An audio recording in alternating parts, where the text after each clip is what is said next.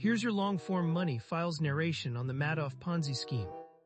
You've likely heard of Bernie Madoff, the individual behind one of the largest and longest-running Ponzi schemes in history, which defrauded investors out of billions of dollars. But what exactly is a Ponzi scheme, and how could it operate undetected for so long? Let's start at the beginning. Bernie Madoff operated a brokerage firm in New York City. He promised investors steady returns of approximately 10–12% per year, consistently over many years. That sounds impressive, but where does that kind of consistent return come from? Not the stock market, which historically has had more volatile performance with an average annualized return closer to 7–10%. A Ponzi scheme is a fraudulent investment operation where returns to earlier investors are paid from funds contributed by more recent participants, rather than from profit earned through legitimate business activities. In other words, it's a house of cards built on lies and deception. Bernard Madoff was notorious for running one of the largest and longest-lasting Ponzi schemes in history. The first step, Bernie would get new investors to give him their cash.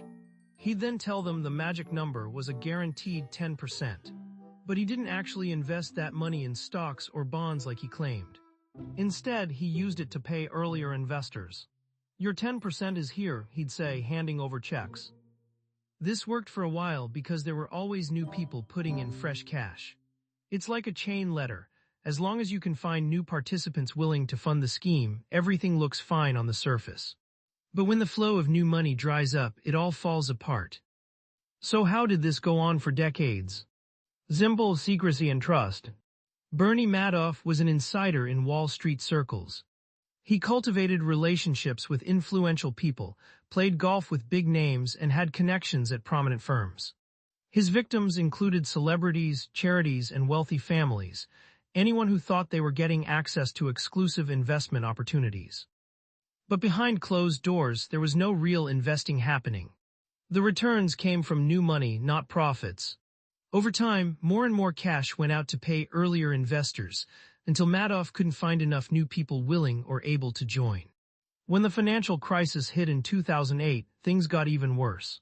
People needed their money back, but there wasn't enough incoming capital to cover withdrawals. The truth emerged when Bernie Madoff confessed and was arrested. The FBI raided his office and found extensive records indicating that he did not have actual investment activities. His operation was entirely fraudulent, creating the illusion of substantial returns for investors. Here's the shocking part: Madoff admitted to causing losses of around $18 billion. But how did he get away with it for so long? Why didn't anyone see the signs? Indeed, there were significant warning signs that many overlooked. One major red flag was the lack of transparency. Bernie Madoff did not provide clients with performance reports or allow for independent audits of his operations. He also claimed to have a proprietary trading strategy that yielded consistent returns, but could not be disclosed in detail to outsiders due to its alleged complexity and confidentiality. Another clue was that Madoff didn't charge fees to investors like normal managers do. Instead, he took the 12% returns as his profit. Why would someone turn down extra income when managing billions? Because there were no actual investments generating returns, so the only profit came from new participants' funds. There were also unusual payment patterns. New money would come in and be used to pay out earlier investors, creating the illusion of consistent returns. This practice should have raised significant concerns about how the returns were actually being generated. Bernie Madoff was a master manipulator who exploited people's greed and trust. He offered what sounded too good to be true: a consistent guaranteed return in an inherently unpredictable market, and attracted investors with his perceived influence and charisma within the financial industry.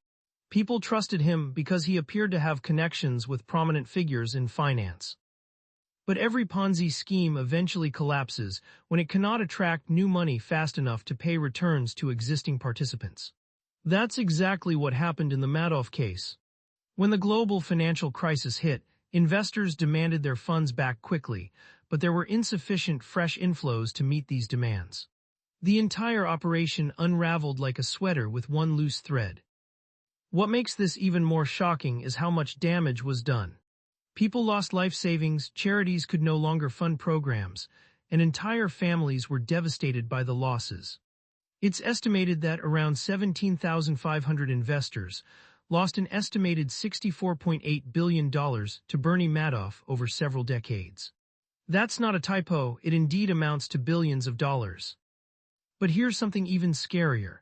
There are still Ponzi schemes out there today, though they typically operate on a much smaller scale than the Madoff scheme. And they work on the same principles: promises of high returns with no risk, secret strategies, and appeals to insider knowledge or connections.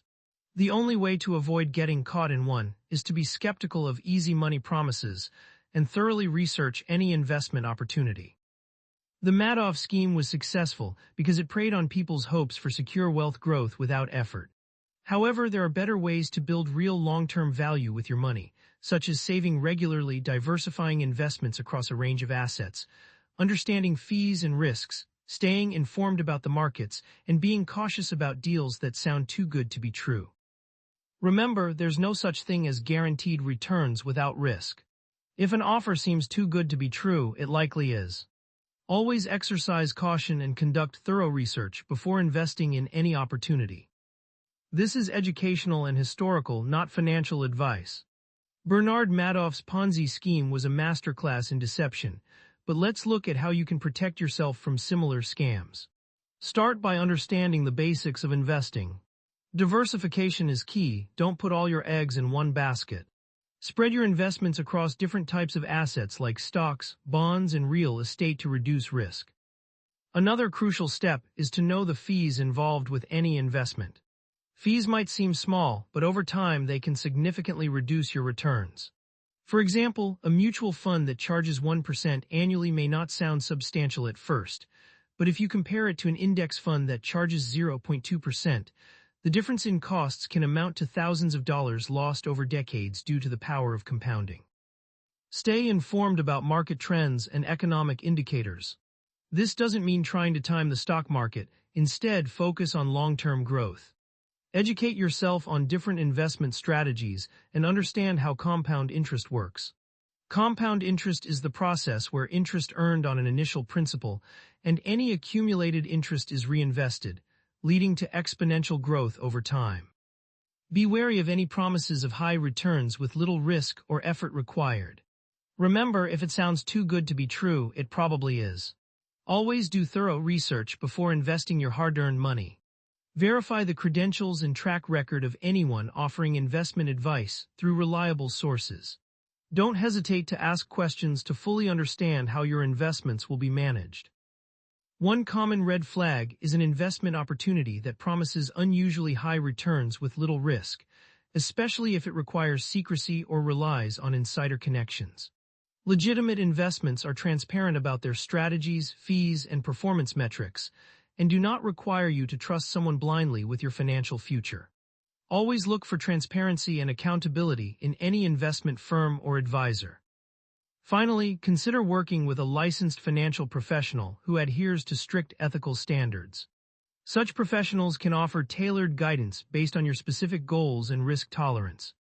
Many financial planners and advisors provide initial consultations at no cost, allowing you to explore whether their services meet your needs and if they are the right fit for you. In summary, building wealth is about making informed decisions and staying knowledgeable. It's not about finding shortcuts or easy money. Instead, it involves consistently understanding and managing your finances wisely. Stay vigilant, continue educating yourself, and always question opportunities that seem too good to be true. This is educational and historical, not financial advice. The Bernie Madoff Ponzi scheme serves as a stark reminder of the dangers of greed and lack of oversight. At its peak, Madoff's fraudulent operation defrauded thousands of investors out of billions of dollars by promising steady returns that were fictitious. The scheme operated by using new investments to pay earlier participants, thereby creating an illusion of financial success. One key lesson from the Madoff Ponzi scheme is the importance of diversification. Concentrating all your investments in a single entity, such as a single investment manager or firm, can lead to significant losses if that entity fails or engages in fraudulent activities. Diversifying across different types of investments and managers helps mitigate risk by spreading potential losses. Another crucial point is the need for independent verification. Always request documentation and third-party audits to verify claims about returns and performance. Don't hesitate to seek professional assistance in evaluating financial statements and claims. Regulatory bodies like the SEC also play a vital role, but they are not infallible. Investors should educate themselves on red flags and how to identify potential fraud. For example, unusually consistent returns or overly secretive practices can be warning signs indicating that something might be amiss. Ultimately, it's about building resilience in your financial life. Diversify your investments so that no single asset defines your entire portfolio or future. Keep thorough records of all transactions and stay informed about broader market trends and economic conditions affecting your investments. Stay vigilant, stay educated, and always question anything that seems too good to be true. This is educational and historical, not financial advice. Always keep an eye on the fees and costs associated with any investment. High fees can eat away at your returns over time, turning a potentially profitable venture into one that leaves you worse off. For instance, if a fund charges 1% in annual management fees, it might seem insignificant, but over decades, those fees can significantly reduce your overall gains. Another red flag is when an investment opportunity promises rapid riches with little risk. Remember, high returns usually come with high risks. If someone guarantees that you won't lose money, they are likely hiding significant information. Always request detailed documentation and financial records to verify their claims.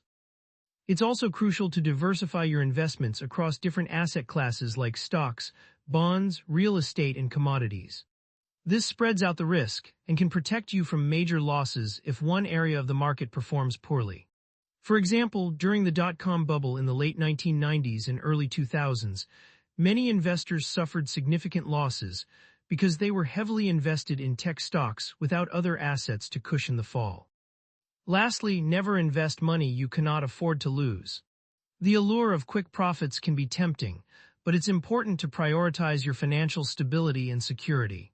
Stick to a budget that allows for prudent investments while maintaining sufficient cash reserves for emergencies. This way, unexpected expenses won't force you into high-risk decisions or leave you vulnerable. This is educational and historical, not financial advice.